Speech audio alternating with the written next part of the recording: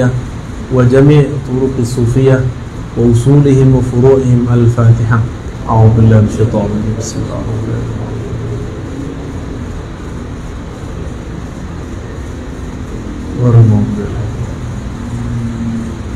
Sebelum masuk ke Tuhfah, jadi di kitab Tanbihul Masyi itu ada sanad tarekat, benar gak? Bisa kalau bantu Buya buka siapa gurunya Syekh Ibrahim Al-Qurani atau Al-Qushashi di situ. Nanti ketahuan Syadhariyah ini ada afiliasi nggak dengan thariqat lain. Karena di sanad yang saya dapat, Syadhariyahnya ada gabungan dengan Khalwatiyah lewat Sidi Syekh Mustafa Al-Bakri. Beliau ini mursyid thariqah Khalwatiyah. Ada sanadnya di situ. Boleh lihat. Langsung hafal Buya. Udah bacaan hariannya. Dimulai dari Al-Faqir Al-Hakir Syekh Abdul Rauf an Syekhin Al-Arif Billah Al-Kamil Mukammil Safiyuddin Ahmad bin Muhammad Al-Madani. Bukan Madani, ini teksnya masih tulisnya Al-Madani, Al-Madani Al-Ansari Asy-Syahir bil-Qushashi. An Sayyidina Abil Mawahib Abdullah Ahmad bin Ali Al-Qurashi Al-Abbas As-Sanawi. Berarti beliau jalurnya jalur Syadhariyah murni kalau yang ini. Jadi dari Abdul Mawahib Abdullah Ahmad bin Ali, ya. Ahmad bin Ali. Yang pasti begitu Abu Abdullah kalian. Kan nama beliau Ahmad bin Ali As-Sanawi. Nah kalau di sini pakai sa, As-Sanawi. Jadi Al-Imam Al-Qushashi itu ahli hadis di Madinah, maka disebut Al-Madani. Beliau mempunyai 40 sanad thariqah lebih itu ya. Namun yang masyhur dikembangkan oleh Syekh Abdul Rauf Al-Jawi As-Singkili yang diturunkan kepada tuan guru besar kita, Tuan Syekh Burhanuddin diulahkan, itu Asy-Syadhari. Tapi dalam salinan tertentu yang disebutkan bukan nama Syekh Asy-Syanawi, tapi Mustafa Al-Bakri kawannya. Maka bolehlah disebut Syadhariyah itu dulu Khalwatiyah, Syadhariyah Al-Khalwatiyah. Jadi dua. Bolehnya itu boleh, karena seorang Imam Al-Qushashi memegang sanad 40 thariqat. Kalau di kitab hadis nama Al-Qushashi di belakangnya An-Naqsyabandi, berarti beliau punya juga tarekat An-Naqsyabandi. Di teks yang lain ditulis Al-Qadiri. Nah, cuma yang masyhur itu An-Naqsyabandi sama Al-Khalwati dan Syadhari itu. Kok bisa? Ya wajar, dia kan seorang imam. Kalau imam bolehlah dia punya banyak metodologis dalam mengenal Allah. Tapi kalau orang awam cukup satu. Kalau dia seorang imam, kepalanya terlalu luas untuk cuma satu thariqat. Kolbunya terlalu lebar. Kalau cuma 2-3 thariqat, dia bisa banyak thariqat. Thariqah itu kan cuma metode. Metodologis itu bisa banyak, bisa satu, ya enggak? Ada orang yang tidak terbiasa dengan banyak cara, dia cukup dengan cara lama. Nah, ini Imam Al-Qushashi, ya, beliau keturunan Al-Ansar dan mendapatkan banyak jalur thariqah, terutama thariqah Asy-Syadhariyah. Kalau saya menyebut Syadhariyah itu tarekat yang mengantar kepada kaidah-kaidah hakikat, kalau Naqsyabandi itu tarekat yang mengajarkan riyadhah dan mujahadat. Makanya orang Naqsyabandi ada suluh 40 hari, itu rajin-rajin. Kalau di Syatariah ada sembahyang sampai puluh. Itu beda, walaupun bentuknya mirip. Satu pakai khalwat khibah, satu tidak pakai khibah, ya. Apa perbedaan lainnya?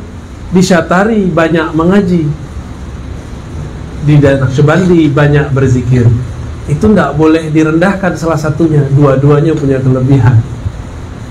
Punya kelebihan Pak, dua-duanya. Kalau orang ahli zikir enggak ngaji, tidak bisa mengibaratkan apa yang dia rasakan. Kalau Syatariah belum terasa sudah bisa diungkapkan. Kadang-kadang begitu. Maka mereka seharusnya saling tukar ilmu. Harusnya ada majelis mereka bertemu, bukan saling rendah-merendahkan. Begitulah yang kita terima dari masyayikh kita dari masa ke masa. Mereka saling bertemu, saling berbagi, ya. Ini sekedar refleksi mengenai sanad thariqah, ya. Berarti yang masyhur, yang ditahqiq, diteliti oleh guru saya, Prof. Oman Fatur Rahman, itu orang Cirebon. Cirebon ini dapat Syatariah juga, tapi dari jalur Syekh Abdul Muhi Pemijahan. Ada satu lagi namanya, siapa namanya? Syekh Alam siapa gitu, saya lupa ya. Itu juga sama. Jadi ada beberapa jalur Syatariah di negeri kita, minimal 3 itu. Tapi yang masyhur sekarang cuma Ulakan, Pak. Yang Syekh Abdul Muhi, saya belum ketemu lagi nih penjawab penerusnya. Paling ada tuh siapa yang di YouTube tuh, Gus Rafiq. Cuma saya belum cek apakah beliau murni Syatariah atau sudah bercampur dengan kearifan lokal Jawa. Ya, wallahu alam, kita nggak ngerti karena saya jangan mempelajari beliau juga. Kitab At-Tuhfah Al-Mursalah, ya. Ini karena pertemuannya pendek, saya ambil yang inti-inti aja, Pak. Mau yang inti-inti kan? Nggak mau kan dikasih kitab gundulnya? Alhamdulillah selama beberapa waktu ini Allah isyaratkan saya untuk membuka kitab itu. Pertama kita buka di surau tempat saya dulu bersuluk thariqah di Payakumbuh. Kemudian dengan sahabat saya, murid dari Syekh Ali Imran,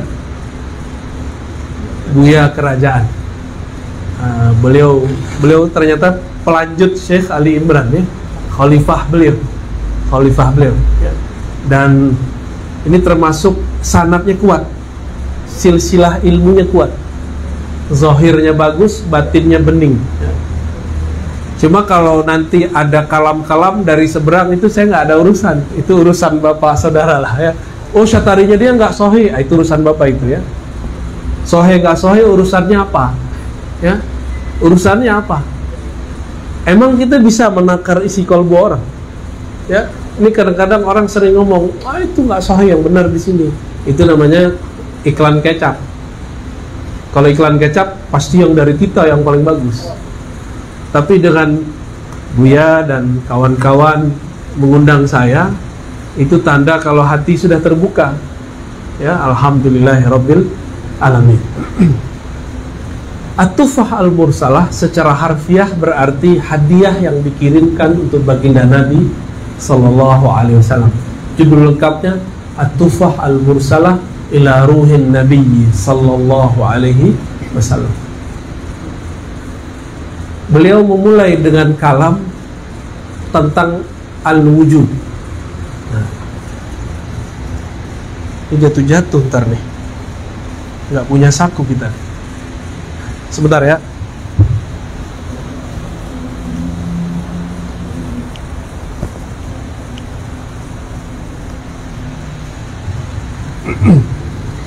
Al-wujud. Ini biar gampang langsung kita kasih ilustrasi, ya. Bapak nggak usah baca kitab gundulnya. Gundulnya cukup kepala saya gundul.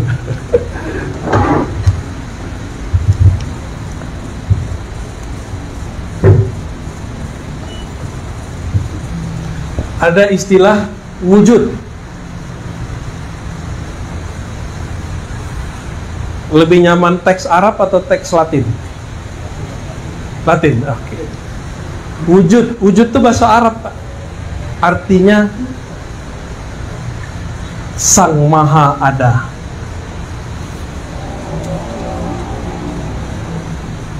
Itu al-wujud, sifat wujud ya. Kalau Arabnya harusnya harus pakai al. Kita ada nggak? Ada. Allah ada. Apa beda kita dan Allah ada?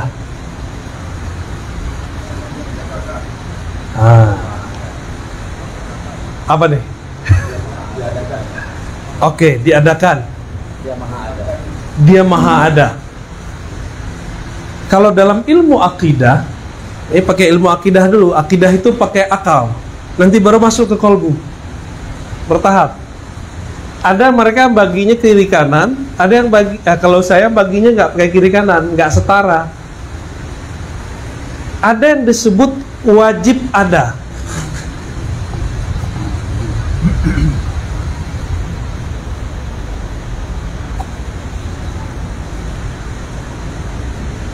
Wajib ada. Wajib ada itu apa? Kalau bahasa Arabnya mala yatasawwar fil aqli adamu. Kalau ditulis pakai matematika, negatif kali negatif, hasilnya positif. Yang tidak mungkin tidak ada. Tidak mungkin negatif tidak ada. Berarti wajib. Itu disebut wajibul wujud. Siapa yang wajib, yang mesti ada dan tidak mungkin tidak ada? Ntar dulu kita sebut al-wujud ini ya. Ini nama Allah belum muncul, Pak. Belum muncul. Nama Allah itu nanti. Itu kan Allah memperkenalkan dirinya ke Nabi Musa, menyebut dirinya Anallah, akulah Allah. Berarti penamaan Allah itu belakangan. Walaupun nama itu sudah ada dalam al-wujud. Ya. Saya sering contohkan ayam, masih ingat nggak ayam? Ayam sama telur. Gimana caranya? Ini udah sering kita ulang nih biar gampang. Ayam dari telur. Tapi telur dari ayam ya. Ini namanya daur. Daur itu putar. Itu daur. Kece orang awak debat kusir. Putar-putar di situ aja. Ayam dari telur, telur dari ayam. Kece orang, ayam itu menetas dari telur. Berarti ayam dari kece orang setengah. Telur itu dari ayam. Terus mana yang benar? Dua-duanya benar. Cuma bisa jadi ayam yang ini dari telur, telur yang ini dari ayam. Bisa jadi. Maka harus ada yang bukan ayam, yang bukan telur, dan dia lebih dulu ada dari alam ayam dan telur. Dia bisa menciptakan ayam plus juga telur. Nah, berarti kita keluar dari debat ini. Kita sebut dengan wajib. Nah, ini dia. Jadi harus ada yang ketiga, X.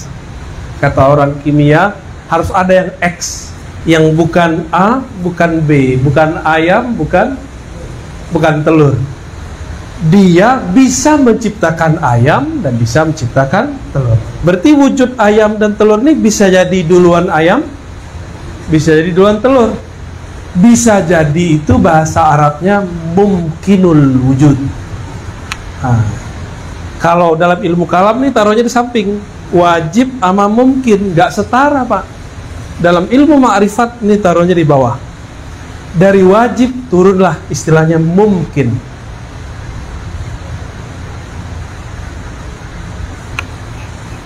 Ada tisu? Oh, ada penghapus.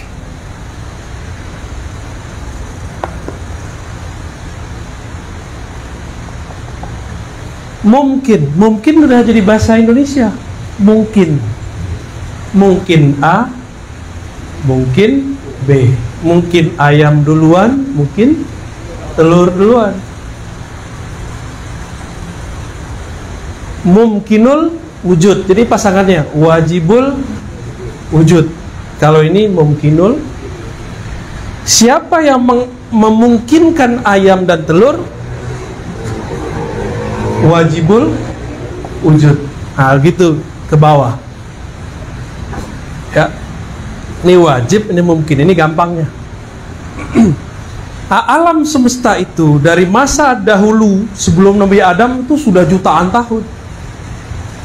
Bapak yang melihat berita atau mungkin ada yang berusaha dulu di situ, batu bara berapa juta tahun? Nabi Adam berapa tahun, Mbak? Nabi Adam itu belum sampai 7.000 tahun. Ini kita baru mau 7.000 ini. Jadi genap ini 1.500 kurang dikit, itu baru 7.000 tahun. Nabi Adam itu di bumi sekitar ya kurang-kurang dikit lah, mungkin 6.500 berapa gitu. Sedangkan batu bara sudah ada di bumi jutaan tahun yang lalu. Terus ketemu spesies, ada makhluk-makhluk purba yang tertanam badannya di bumi. Pas dicek, wah ini umurnya jutaan tahun yang lalu. Berarti ada makhluk sebelum Nabi Adam. Mungkin? Jawabannya mungkin. Siapa yang memungkinkan? Wajibul wujud. Kira-kira begitu ya. Allah Subhanahu wa ta'ala dari wujudnya ini kemudian memercikkan wujudnya, lalu tersebarlah kepada alam semesta menjadi alam. Adakah di alam, Anda anggap ini alam, setiap sudut di alam semesta itu semuanya adalah pengaruh dari wujud Allah. Jika ada orang berkeyakinan bahwa di alam itu, baik alam badan, alam tubuh, alam zahir, alam batin, urat, tanah, air, semuanya, bahwa di situ ada selain Allah, berarti ada Tuhan pencipta selain Allah, musyrik. Jadi di meja ini ada percikan wujud Allah, Pak. Tapi percikan wujud yang mana? Kalau wajib hanya untuk zatnya, untuk sifatnya, sedangkan mungkin untuk makhluknya. Wajib ini zat ya. Zat itu punya sifat. Sifat ada nama. Nama ada fi'il, perbuatan. Bahasa Indonesia udah jadi fi'il ya. Fi'il. Wajib zatnya.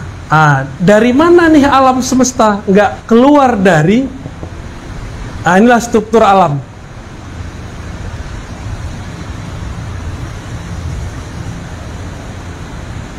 Jadi dengan sifat, nama, dan fi'il itu ada alam. Maka kalau buka kitab-kitab lama, itu ulama kita supaya merasakan Allah itu ada, mereka kemudian menghubungkan 4 anasir di tubuh. Ini kalau tubuh manusia, anggap alam itu, biar gampang, alam ini kan terlalu banyak. Ulama kita sepakat, alam itu manusia besar, manusia alam kecil. Ini sekarang kita jadikan dia adalah manusia. Bansu-bansu Pak.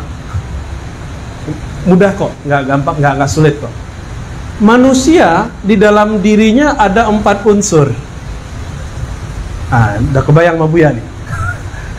1 air, ya nggak? Terus lawan air, di sini nih lawannya api. Di sini ada udara, kayak Avatar ya. Sini tanah.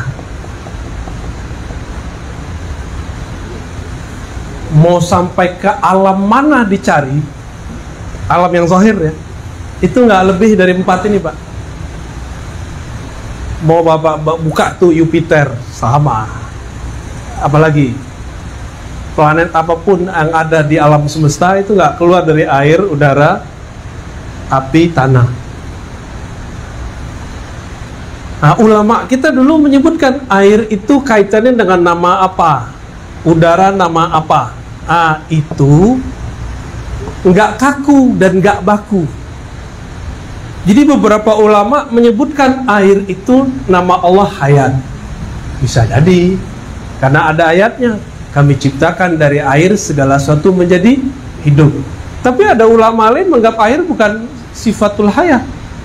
Berarti itu perbedaan ulama memandang. Maka beberapa buku-buku Syatari yang dijual di Makom, ada kan? Itu kok buku dijual-jual sembarangan itu Pak. Ya, takut salah paham ntar. Harus ulamanya yang menjelaskan. Yang dijual-jual begitu itu kitab ma'rifat. Kok diobral? Ya, cincin bagus diobral atau harus di toko spesial? Cincin bagus Pak. Iya, dijaga di dalam atau dijual di emperan? Di dalam. Itu ilmu rahasia, kasih tahu Pak sama orang sana Pak. Saya gregetan ngeliat itu. Ini kitab luar biasa ini. Kitab pengajian diri, pengajian Syatariah. Kok dijual-jual, itu fotokopiannya jelek lah ya. Nggak ridho, kita nggak ridho ya. Maka mohon maaf, saya kalau masuk sana ziarah saya nggak nyaman Pak sekarang. Ini mohon maaf kepada teman-teman Syatariah ya. Saya cinta dengan Syekh Burhanuddin. Tapi kok begitu cara menghormati Syekh Burhanuddinnya, kok gak hormat gitu. Kitab-kitabnya dijual sembarangan ya. Akhirnya kesan-kesannya sudah, kalau kesana tuh begini kan, ya itu ujian bagi kita yang ziarah. Cuma jangan gitu-gitu amat lah, diatur lah itu ya. Tapi ya kayaknya aneh ngomong ini dimarahin orang juga deh kita. Enggak, ini kita sebagai pencinta ulama-ulama thariqah, terutama Syekh Burhanuddin ya. Kalau enggak kita yang negur, siapa lagi Pak? Mau ditegur sama Wahabi. Kalau Wahabi langsung syirik kata dia. Orang bagi kita ziarah begitu nggak mau syirik, cuma caranya bikin nggak nyaman. Nggak nyaman, saya nggak nyaman ziarah di situ. Maka saya cuma berapa 2 atau 3 kali bisnis udah nggak nyaman ke sono. Ya, kita ziarah lewat dari mobil aja. Assalamualaikum Tuan Syekh Burhanuddin, udah gitu aja Pak, Al-Fatihah, berangkat saya. Cuma ngeliat dari jauh aja udah. Baik. Inilah inti pengajian daripada Syatariah. Cuma sayangnya ada yang salah paham. Maka muncullah kitab Tanbihul Masyi. Ya. Ini nih disebut, ini hayatnya Allah, ini apanya Allah, ini sifatnya apa gitu ya. Jadi di tubuh kita ini semuanya ada nama Allah. Emang nggak usah jauh-jauh, di air ini ada nama Allah kok. Kalau tidak ada nama Allah di alam semesta, maka alamnya hancur. Pohon kalau sudah mati berarti dia sudah berhenti menyebut nama Allah. Hewan kalau mati berarti dia berhenti menyebut nama Allah. Itu bedanya sama kita. Kita nggak nyebut nama Allah secara kesadaran. Cuma darah yang ngalir itu Pak, dia nyebut nama Allah itu. Sayangnya kita nggak paham. Namun zikirnya bukan zikir ikhtiari. Jadi zikir itu ada 2. Ada zikir ikhtiari, ya, zikir. Ada yang disebut ikhtiari. Ikhtiari itu kesadaran sendiri.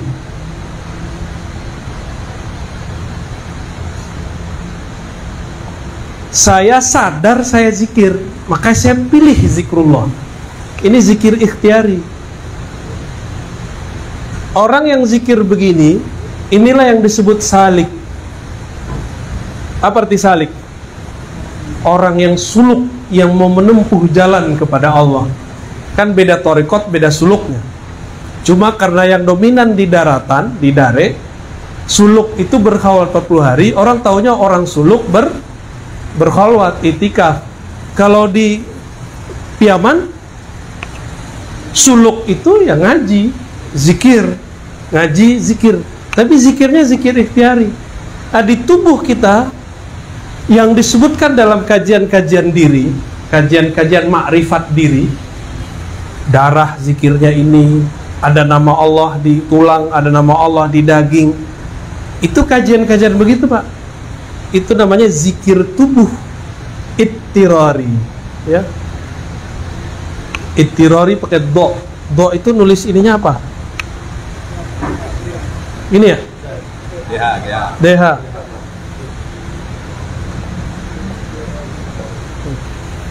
Ittirari apa artinya? Zikir bawaan, zikir terpaksa. Tubuh ini tetap menyebut nama Allah. Makanya dia sama kayak air, kayak tumbuhan, kayak pohon. Sama. Kalau enggak, dia mati, Pak. Jadi jantung kita kalau berhenti zikir ittirari, mati. Di kapan orang mati dalam ilmu zikir, itu kalau dia berhenti zikir. Tapi kalau zikir ikhtiari, ini yang disebut mati sebelum mati. Yang disebut mati sebelum mati. Nah, zikir ittirari itulah puncak dari kajian diri, kajian Tuhfah Al-Mursalah. Nanti kalau sampai ke sana, alhamdulillah. Kalau enggak, kita gantung. Zikir yang tidak berhuruf, tidak bersuara, tidak berkata-kata, hanya makna semata-mata. Tapi di beberapa kajian Syatari ada yang ketinggalan nomor pertamanya tentang zikir. Ternyata zikir itu ada pintunya di depan sini, di ujung kitab. Apa pintunya depan sini? Kata pengarang Tuhfah, kalau engkau ingin wusul kepada Allah, nah ini udah ujung kitab nih, Pak. Udah ujung kitab nih. Sebenarnya kalau sampai di sini udah selesai kajiannya. Pintunya adalah ittiba. Apa arti ittiba? Mengikut kepada sunnahku, zahir ataupun batin. Tidak hanya zahir, tapi juga batin. Batin itu yang mahal. Ini pintunya. Pintu keduanya baru zikrullah. Zikir yang mana? Zikir ikhtiari. Bagaimana zikir ikhtiari? Zikir ikhtiari ini macam-macam. Nah, yang paling puncak, zikir yang tidak lagi menyebut. Dia sudah sampai tataran mengingat. Dari mengingat diangkat lagi oleh Allah kepada muraqabah, merasa dilihat. Diangkat lagi, Allah yang angkat, Pak, kepada maqam ihsan. Nanti panjang di situ tuh. Sekarang kita balik lagi nih. Supaya sampai ke zikir itu harus paham ma'rifatun nafs ini, bahwa di tubuh kita mengalir nama dan sifat Allah Subhanahu wa ta'ala. Di tengah perjalanan tarekat Syatariah berkembang di negeri ini, maka muncullah kemudian kelompok-kelompok yang mengatakan apa? Kalau tubuh kita ini, batang diri ini, ada nama Allah di dalam, berarti wujud kita, itu dia. Wujud kita, wujud Allah sama nggak? Pasti mereka bilang nggak sama. Tapi mereka terjebak di kalam apa nih? Ini dua hal yang beda nih, Pak. Di tengah perjalanan kajian makrifat, karena makrifat itu ada yang hakul makrifah, ada yang makrifat biasa, itu disebut hakikat. Kita sering dengar ya istilah syariat, tarekat, hakikat, makrifat. Apa beda hakikat sama makrifat, Pak? Sering dengar kan? Dia barangnya sama tapi beda. Ibarat gunung tuh begini. Ini syariat bagian bawah. Ada puncak nggak kalau nggak ada kakinya? Ada puncak nggak ada lerengnya? Ada puncak nggak kalau nggak ada punggungnya? Nggak ada bahunya? Nggak ada. Ma'rifat itu adalah al-haqa'iq al-kulliyah, bahasa Arabnya. Apa arti al-haqa'iq al-kulliyah? Gabungan semua hakikat atau puncaknya. Itu disebut ma'rifat. Jadi ma'rifat itu adalah gabungan hakikat. Hakikat ini lagi tercerai-berai. Sampai di sini syaitan Azazil, iblis pun ikut serta. Dulu yang ngajar di surga itu kan salah satunya iblis. Dia ngajar hakikat tapi belum sampai ke ma'rifat. Hakikat itu inilah kajian sifat, nama dan fiil. Kalau tarikat zikir, wirid, nah, itu tarikat. Kalau syariat amal zahir. Amal. Nah, kalau hakikat apa? Tadi. Apa di sini? Tauhid. Nih, tauhid. Kalau di ma'rifat itu tauhid. Nih Pak, semoga antum kejebak.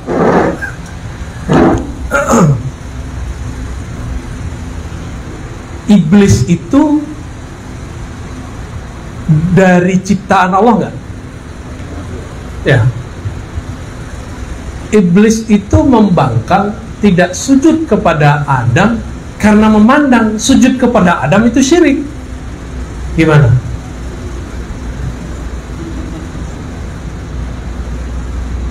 Gimana Pak? Ya Allah, kenapa engkau menyuruh aku sujud kepada selainmu? Bisa nggak dia protes begitu? Itu hakikat iblis namanya. Itu level rendah, ada level lebih tinggi. Ya Allah, aku ini bersifat begini kan engkau juga yang menciptakan. Oh. Itu dia nyalain siapa tuh? Ya.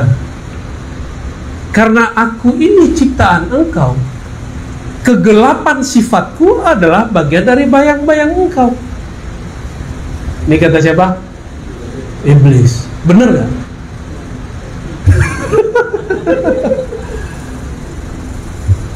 Bisa bener, bisa enggak. Yang diomongkan oleh ahli hakikat itu pasti benar. Mau dia iblis, mau dia wali, pasti benar.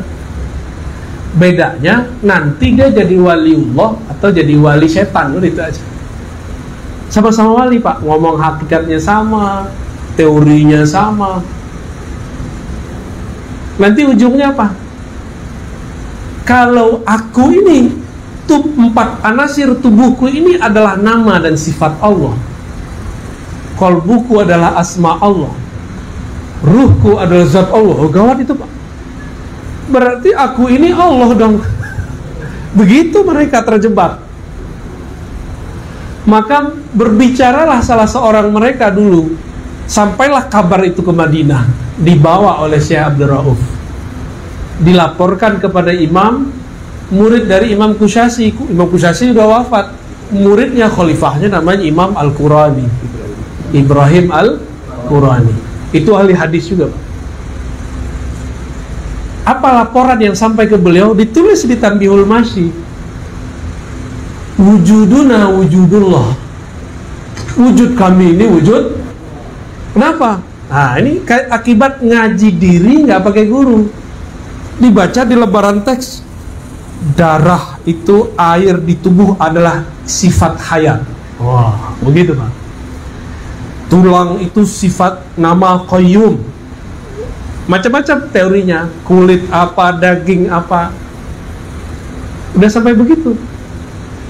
Berarti tiada dalam diriku kecuali hanya Allah. Kalau begitu, wujudi wujuduhu. Wujudku wujud Allah. Ini zikirnya mereka.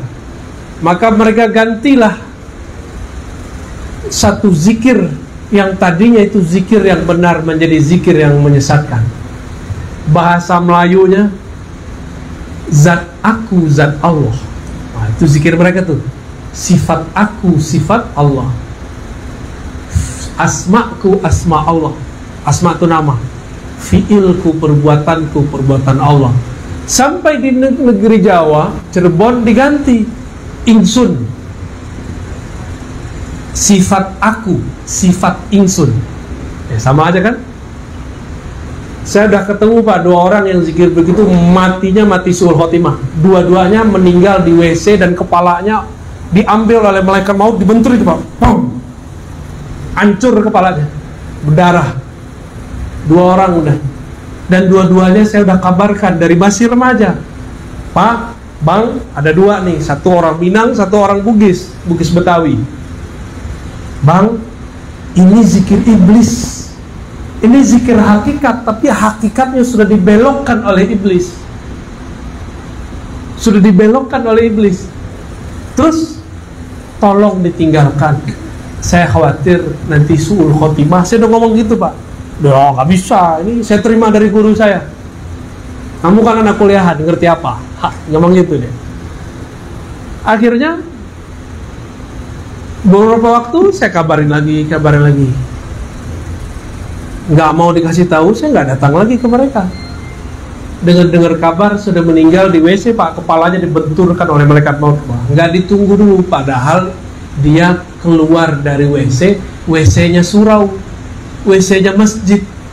Nggak ditunggu keluar, Pak. Nggak ditunggu keluar. Yang boleh ngomong zat aku, zat Allah siapa? Hanya Allah, karena kata zat itu ana. Yang boleh ngomong ana itu cuma Allah. Dia sudah ambil tuh haknya. Masih ingat gak dosanya iblis? Sebelum dengan Adam, itu iblis sudah punya dosa. Maka kalau kita baca teks Arabnya, iblis itu punya dosa. Antum ada yang mau khidmah? Hapusin. Ada dosanya iblis, hapus semuanya, boleh. Aba wastakbara wa kana minal kafirin. Iblis itu aba. Apa arti aba? Enggan, malas-malasan, malas. Disuruh-suruh dia malas. Yang kedua, ini yang paling berat, wastakbara. Dia merasa dirinya kiber, besar. Ini mohon maaf nih, Pak. Ini Bapak Ibu, ini Bapak nih, gak ada ibunya, datang ke sini berarti sudah menekan kibernya. Berarti insya Allah selamatlah dari sifat iblis ya. Tapi terbersit sedikit saja. Saya lebih ngerti kok. Udah Pak, kena iblisnya. Sama, saya kalau ngomong begitu juga sama. Itulah rahasianya Pak Direktur ya. Saya kenapa kalau mau ngajar itu saya diam dulu. Itu menolkan diri. Lalu saya bacalah nama Allah Ahad. Allah Ahad, hanya Allah lah yang Ahad. Kemudian Ahmad. Tapi yang berikutnya rahasia. Nggak boleh semua kita sebut, ntar jadi rame lagi. Apa sifat iblis? Aba wastakbara.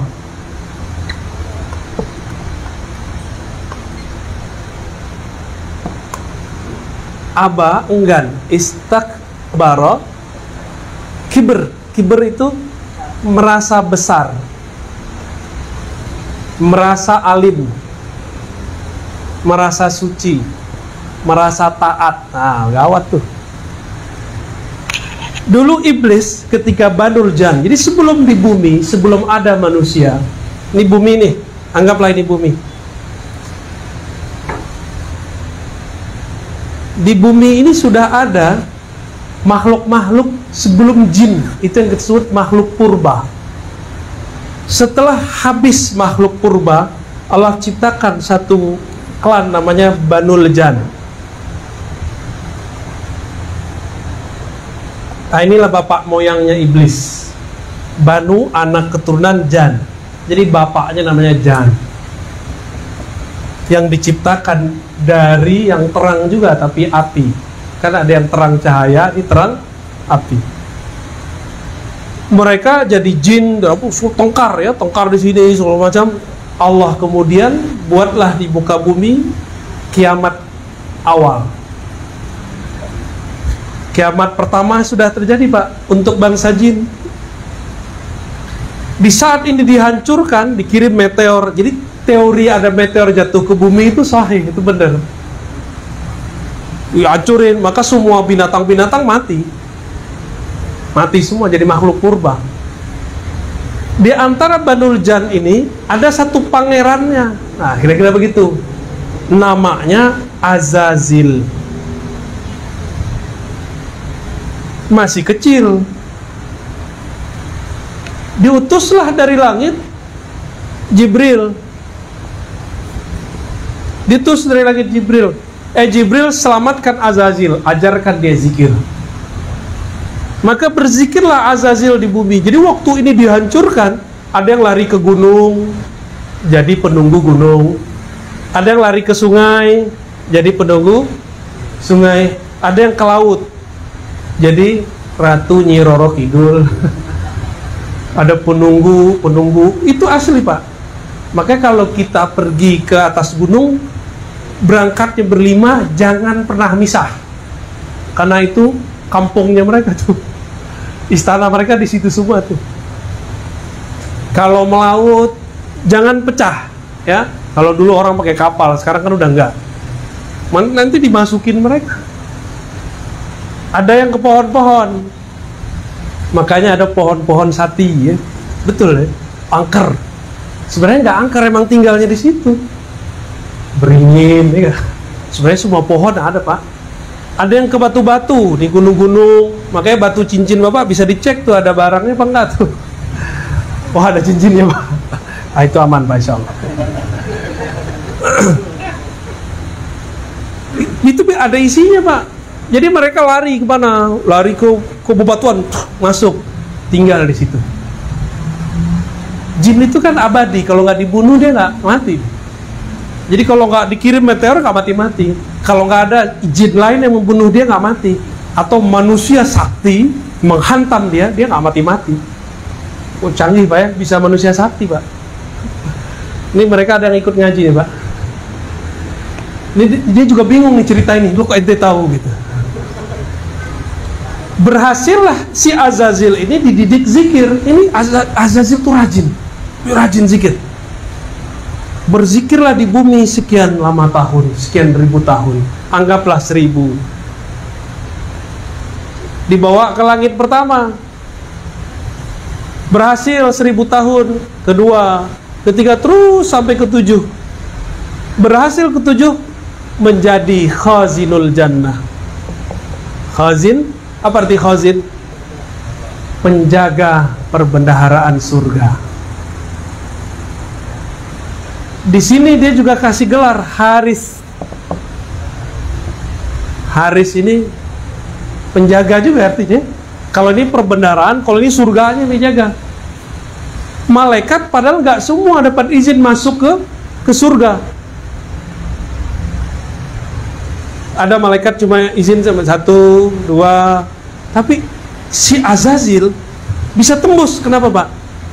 Karena dia zikir. Di sini dia zikir malaikat bumi, di sini dia zikir malaikat 1. Jadi Azazil ini bisa diberikan lebih dari 1 zikir, sedangkan malaikat hanya bisa diberikan 1 zikir, kecuali Jibril. Jadi malaikat tuh kalau dari awal dicipta dia zikirnya subhanallah, subhanallah, subhanallah. Itu aja dari awal dicipta sampai ya. Kalau malaikat Malik tuh nggak bisa senyum Pak zikirnya. Terus siapa kamu? Munkar Nakir sama. Zikirnya Munkar Nakir cuma man rabbuka, man rabbuka. Siapa Tuhanmu? Siapa Tuhanmu? Udah gitu aja zikir. Dia ngerti. Mau yang datang wali nggak wali, dia tanya begitu. Tapi kalau wali ntar dia hormat. Siap Pak Wali, lanjut. Maaf, salah tanya. Jangan serius sama Pak belajar agama tuh. Jadi dia bisa zikir malaikat 1, langit 2, langit 3, sakti gitu. Jadi kalau kita mau ngelawan iblis dengan zikir, kalah. Hitung aja Pak, di sini 1000, di sini 7000, udah berapa ribu dah? Ini hitungan saya, bisa jadi lebih. Kan yang di surga belum dihitung. Sehari di surga sama dengan 1000 di sini. Berarti ribuan tahun.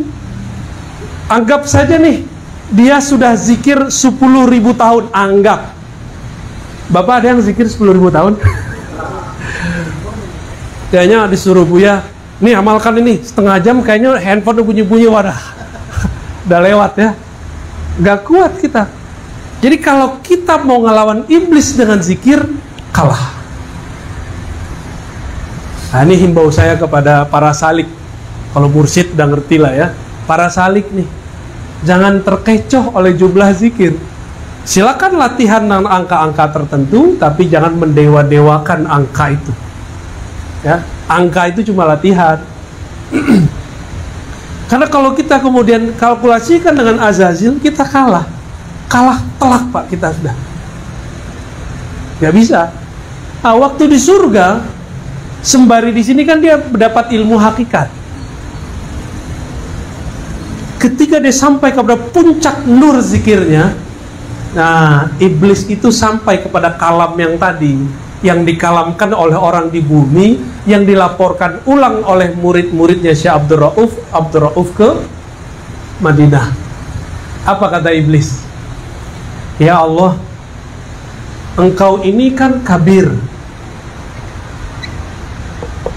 Dengan kabirmu, Engkau bisa mengatur alam semesta. Boleh dong pinjam bentar gitu. Itu yang disebut istakbaro. Ini tafsir hakikat nih. Istakbaro meminta kibirnya Allah, meminta kebesaran Allah. Apa kebesaran Allah? Ana Rabbul Alamin. Akulah yang mengatur alam semesta. Jadi iblis tuh minta dipinjamkan selendang, miripnya punya beliau nih. Itu kan pakaian kewibawaan untuk seorang mu'alim. Kata iblis, ya Rob, pinjam dong bentar, sehingga kalau saya berkalam ke hadapan malaikat, mereka tunduk semua kepadaku. Kan tunduk kepadaku itu tunduk kepadamu juga. Kan aku, engkau juga. Di situ Allah marah Pak. Jadi dia minta kibirnya Allah. Maka ayatnya menyebutkan dengan lafaz pasten madhi, aba wastakbara. Dia telah sombong sebelumnya, pernah minta kesombongannya Allah. Yang boleh sombong kan cuma Allah. Allah itu maha sombong, itu Al-Kabir Pak. Ini kalau terjemahan saya, ini agak beda sama terjemahan Kementerian Agama nih. Saya menerjemahnya yang maha sombong, Allah. Wah, udah ada alarm nih. Baik. Jadi Bapak Saudara yang dimuliakan Allah,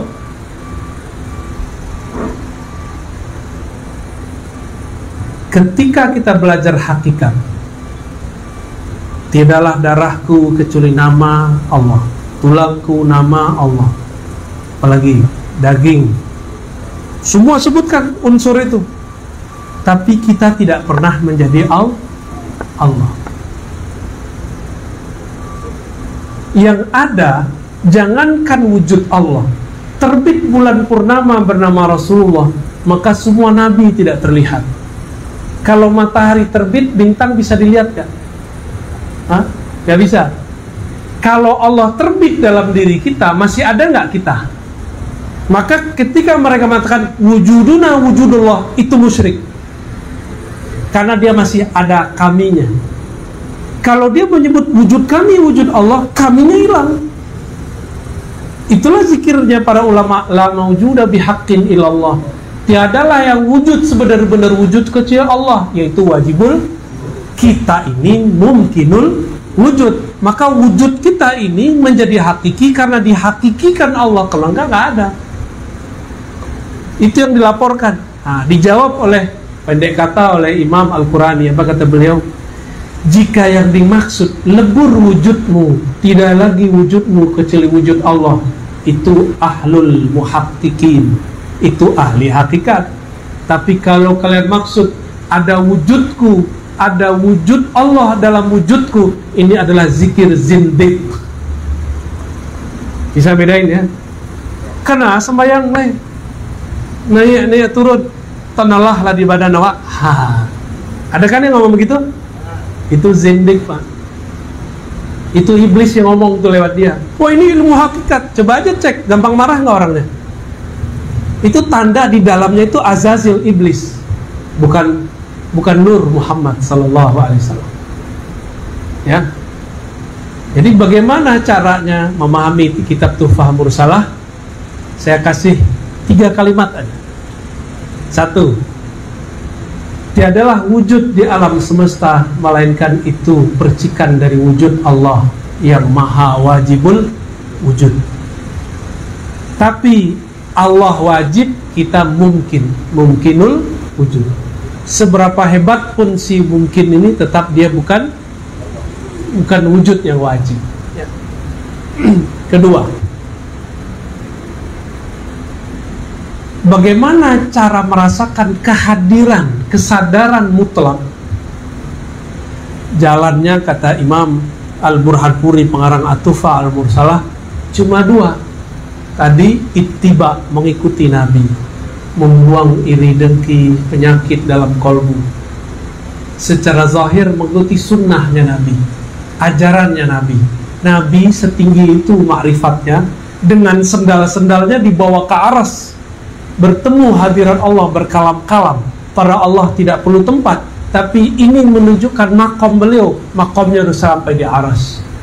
Nabi itu kalau mau ketemu Allah nggak perlu ke aras, karena dia sudah tahu klik-kliknya. Ketemu Allah bisa kapan aja, Nabi Muhammad. Tapi menunjukkan kemuliaan jasad beliau, dengan sendalnya Pak dibawa sampai ke aras. Nabi Musa hanya melihat percikan cahaya langsung pingsan. Kebayang makomnya Nabi Muhammad kita. Nabi Muhammad masih tahan. Kita kan mengira kalau ketemu Allah itu ketemu, enggak, itu Nabi sujud di aras. Berarti aras itu adalah masjid yang paling besar di alam semesta, tempat sujudnya Nabi Muhammad sallallahu alaihi wasallam. Jadi setinggi-tinggi ma'rifat itu, sunnah atau ajaran yang zahir Nabi sembahyang itu haknya badan. Coba apa lihat sujud. Sujud itu kalau ditulis kepalanya mim, badannya ha, ya, panggulnya mim, kemudian kakinya dal, benar nggak? Selama kalau kita mau ikut Nabi Muhammad, sayang ke badan, sujudlah kepada Allah. Walaupun kaji kita lah tinggi mana, ya. Lah sampai na ngaji zat aku, zat Allah, itu nggak benar itu. Ya. Jangan sampai ada kalam zat aku, zat Allah. Tiadalah zat aku dalam zat Allah, itu yang benar. Tiadalah sifat aku dalam sifat Allah, itu yang sahih. Tiadalah fi'il aku, perbuatan aku dalam fi'il Allah. Tiadalah nama aku dalam nama Allah. Baru disebut wusul ilallah. Diingat setiap nafas naik turun. Diingat bukan nafas naiknya, tapi bahwa diri ini percikan dari wujudnya. Kun, dia berkata, kun.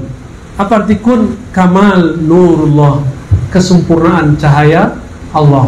Tapi kalau berubah menjadi yang tadi, kamal nar, iblis. Kun juga, kaf, kamal, kesempurnaan. Nun bisa jadi nur, nun bisa menjadi nar.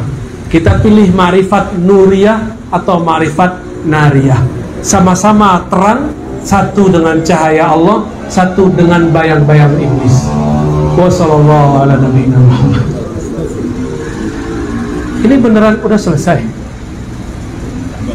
Hah? Wah, gimana nih?